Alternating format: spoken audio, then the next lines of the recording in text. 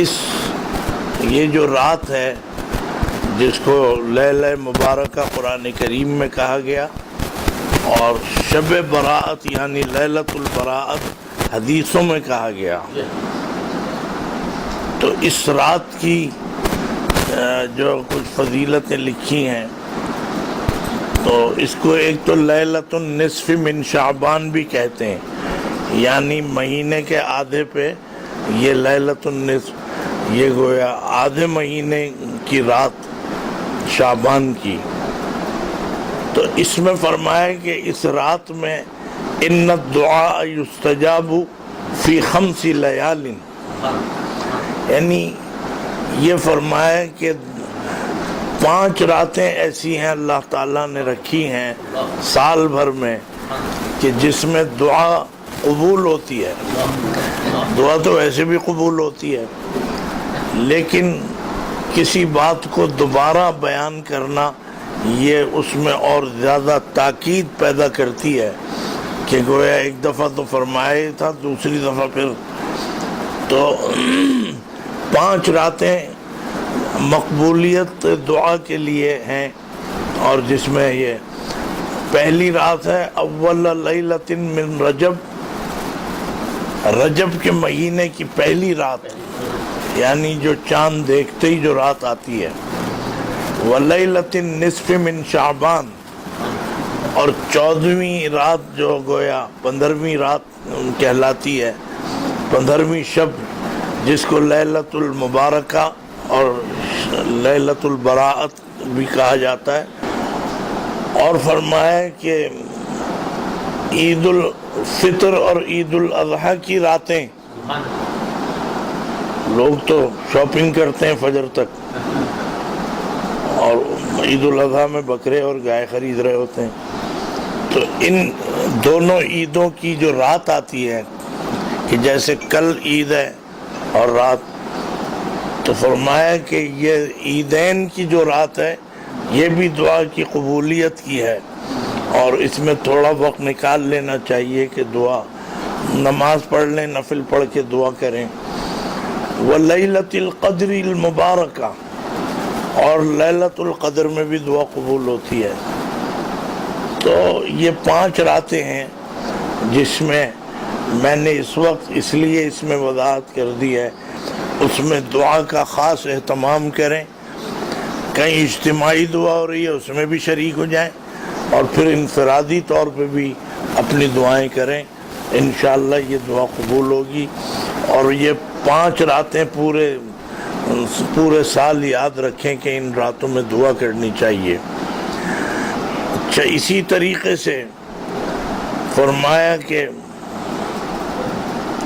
فطوبى لمن اسعد لإحیاء اللیلۃ المبارکہ، خوبی ہے اس کے لیے کہ جو سعی کرے اس بزرگ رات کی عبادت کے لیے، یعنی جو اس رات میں وہ مطلب یہ کہ بڑا سعادت مند ہے وہ شخص۔ اور وہ کون سی رات ہے؟ وہ لیلۃ البراءت اور لیلۃ العفو والکرم، معافی کی رات ہے، والتوبۃ والندم، توبہ اور ندامت کی رات ہے، اور لیلۃ الذکر والصلاۃ، ذکر کی رات ہے اور نماز کی رات ہے، ولیلۃ الصدقۃ والخیرات، اور صدقے کی رات ہے اور خیرات کی بھی۔ یہ جو شعبان کی رات آ رہی ہے اس کے بارے میں فرما رہے ہیں کہ اتنی خوبیاں، اتنے اس کے اندر اوصاف ہیں جو وہ لے کر آ رہی ہے وہ رات۔ پھر ایک جگہ یہ بھی فرمایا، اس کو بھی ذہن میں رکھیں، یہ تو مثبت پہلو ہیں رغبت کے کہ راغب ہو جاؤ یہ سن کے۔ آگے ذکر جو آ رہا ہے وہ بہت ہی دل تھامنے والا آ رہا ہے۔ اب وہ جو ہے کہ تھام کے بیٹھو میری باری آئی، دل تھام کے بیٹھو میری باری آئی، یہ بھی ذکر اس میں ہو گیا۔ فرمایا حدیث میں آتا ہے ان اللہ یعفو لجمیع امت محمد صلی اللہ علیہ وسلم ذنوبہم، کہ اللہ تعالیٰ اس رات میں امت محمدیہ کے گناہوں کو معاف فرما دیتے ہیں. ذنوبہم یعنی امت کے گناہ. الا 7 نفر مگر 7 افراد. مگر 7 افراد کے معنی کیا ہے؟ یہ 7 افراد جو ہیں یہ آج کی رات میں محروم ہیں. لہذا جو میری آواز اور میری یہ بات سن رہے ہیں حدیث کی روشنی میں، وہ مایوس نہ ہوں، وہ دل گرفتہ نہ ہوں، دل شکستہ نہ ہوں، بلکہ ابھی ابھی بیٹھے بیٹھے اپنی اس خامی اور برائی کو دور کر لیں. فرمایا کہ پوری امت کے گناہوں کو اللہ تعالیٰ بخش دیتے ہیں، معاف فرماتے ہیں، مگر 7 افراد. وہ کون ہیں؟ لا نصیب لہم، ان کا کوئی حصہ نہیں ہے لیلۃ النصف من شعبان، یعنی شعبان کی جو آدھے مہینے کی رات یعنی شب برات. وہ 7 افراد کون ہیں؟ الساحر جادوگر، جو جادو کرتا ہے، کراتا ہے، سیکھتا ہے اور جادو کے لیے کسی کو بھیجتا ہے کہ جاؤ اس پہ جادو کرو، سب شامل ہیں. محروم ہیں جن لوگوں کو جادو سے دلچسپی ہے یا ارادے رکھتے ہیں. جادوگر ایک جادوگر ہی نہیں، جتنے بھی اس کے لوازمات ہیں جادو کے، ان سب کو جو بھی پسند کرتا ہے وہ آج کی رات میں محروم ہے. اسے چاہیے کہ توبہ کر لے اب آئندہ کے لیے. وشارب الخمر، اور شراب پینے والا. تو شراب پینے والا اب تک تو جو جتنی بھی پی، اب توبہ کر لو آج کی رات، توبہ کر کے اور پھر تم بھی اللہ کے نیک بندوں میں شامل ہو جاؤ. لیکن جو مستقل پیتا رہتا ہے اور آج بھی، تو وہ اس میں شامل نہیں ہے، اس کے گناہوں کو نہیں بخشا جائے گا. والمصر علی الزنا، اور جو زنا پر اصرار کرے گا.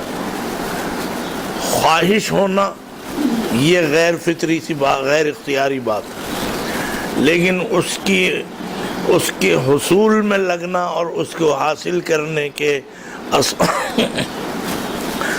اسباب اختیار کرنا اور مستقل ذہن میں یہی ہے کہ کوئی ملے، کوئی مل جائے، یہ ہے مصر علی الزنا.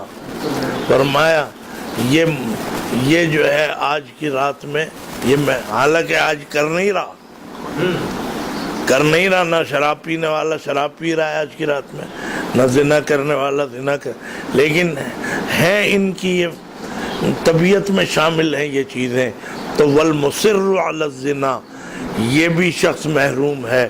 وقاطع الرحم، جو رشتہ داریوں کو ختم کرتا ہے، قطع رحمی اور تعلقات توڑنے والا، رشتہ داروں سے منہ موڑنے والا، اور جو جتنا قریبی رشتہ دار ہوگا اتنا ہی اس کے اوپر، یعنی جو اس رشتے کو توڑے گا اس پر، وہ بہرحال محروم ہے. قطع رحمی کرنے والا.